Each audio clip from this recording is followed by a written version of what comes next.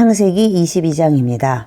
22장은 하나님이 아브라함에게 25년 만에 주신 이삭을 번제로 바치라고 명령하는 내용입니다. 일반 상식으로는 이해할 수 없습니다. 그런데 예수님은 구약 성경이 바로 예수님 자신을 증거한다고 친히 말씀하셨습니다. 그런 관점으로 창세기 22장을 볼 때 말도 안 되고 이해할 수 없는 하나님의 명령이 바로 예수님에 관한 계시임을 알 수 있었습니다. 그러므로 창세기 22장에서 예수님에 대한 생생한 증거를 볼 수 있어야 합니다. 왜 하나님은 이삭을 내 아들, 내 사랑하는 독자라고 불렀습니까? 이삭에게는 형 이스마엘이 있었지만 이스마엘은 아브라함이 육체적 방법으로 난 자이고 이삭만이 약속대로 태어난 자이기에 하나님이 보실 때 이삭만이 아브라함의 독자입니다. 독자라는 말은 훗날 하나님의 독생자를 번제물로 내어주실 것을 예표하는 표현입니다. 하나님이 번제를 드리라고 지정하신 모리아 땅은 어떤 장소입니까? 역대하 3장 1절에 의하면 모리아산은 예루살렘입니다. 이삭을 번제로 드릴 그곳은 바로 2000년 후 예수님이 십자가에 못 박힐 예루살렘이었습니다. 그곳은 천하 만민에게 구원의 복을 가져다 주실 예수님이 못 박혀 죽을 곳이기에 하나님이 정하신 장소에서 번제를 드려야 합니다. 우리의 구원은 예수 그리스도의 십자가 외에는 다른 방법, 다른 길이 없다는 의미입니다. 아브라함은 하나님의 명령에 순종해서 불과 칼을 들고 이삭은 번제 나무를 쥐고 땀을 뻘뻘 흘리며 올라갑니다. 2000년 후 예수님이 이 길을 무거운 나무 십자가를 쥐고 땀을 뻘뻘 흘리면서 채찍에 맞아 피를 흘리시면서 비틀비틀 올라가실 것입니다.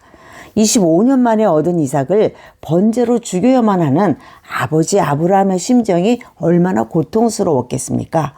장작을 쥐고 올라가는 이삭을 바라보는 아브라함의 마음은 사실 2000년 후에 있을 아버지 하나님의 마음이었습니다.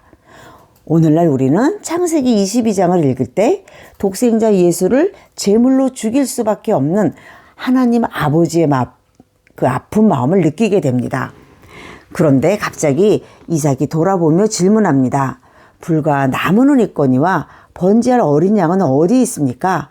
그러나 아브라함은 이삭, 네가 제물이라고 말하지 못하였고 하나님이 자기를 위해 친히 준비하시리라고 대답했습니다. 하나님은 아브라함을 선지자로 사용하셔서 하나님이 하실 일을 말하게 하셨던 것입니다. 과연 아브라함이 이삭을 죽이려 할 때 하나님은 순양을 준비해 주셔서 이삭을 대신에 번제로 드리게 해주셨습니다. 아브라함이 그 땅 이름을 여호와 이레라고 불렀습니다. 이곳은 언약의 장소이기 때문입니다. 하나님은 나를 위해 한 몸을 예비하셨다라고 말씀하시고 궁극적으로 2000년 후에 하나님은 예루살렘에서 모든 사람을 위해 대신 죽을 하나님의 어린 양 예수 그리스도를 친히 준비하셨습니다. 아브라함이 이삭을 죽이려 할 때 갑자기 하늘에서 여호와의 사자가 외칩니다. 그 아이에게 내 손을 대지 말라. 그에게 아무 일도 하지 말라. 그러나 예수님이 십자가에서 나의 하나님 어찌하여 나를 버리셨나이까 부르짖으실 때는 하늘에서 아무 응답이 없었습니다. 이삭은 예표이고 예수님은 실체였기 때문입니다. 이삭은 모형이기에 수양으로 그를 대신해서 번제로 드릴 수 있었지만 그리스도는 실체이기에 그를 대신해서 번제할 다른 제물이 없었습니다. 예수 그리스도 외에는 인류의 죄를 대속할 다른 제물이 없었기에 예수님은 죽어야만 했습니다. 그래서 하나님은 외면하셨습니다. 신약 성경에서 아브라함은 이 사건을 통해 예수님의 때를 보았다고 증거합니다. 땅은 400년 후에 주실 것을 믿었고 자손은 이미 이삭을 얻었으므로 아브라함은 천하 만민이 어떤 방법으로 구원의 복을 받을지 항상 궁금했을 것인데 이삭 번제 사건을 통해서 복음을 깨닫고 기뻐한 것입니다. 이렇게 하나님의 구원 계획은 모리아산에서 시작해서 갈보리아 산까지 이어집니다. 창세기 22장은 아브라함의 자손으로 오실 여제후손 그리스도께서 천하 만민을 구속하는 대속 교리를 보여주는 사건이었습니다. 12절에서 내가 내 독자라도 아끼지 않았다라고 칭찬하셨습니다.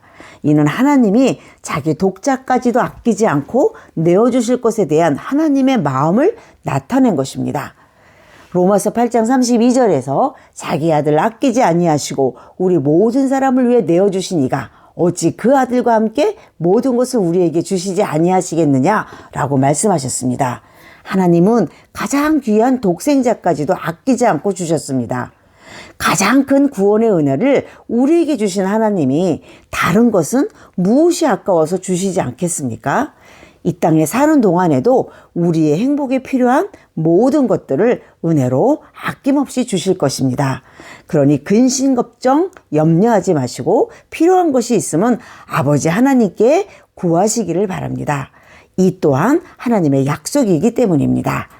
감사합니다.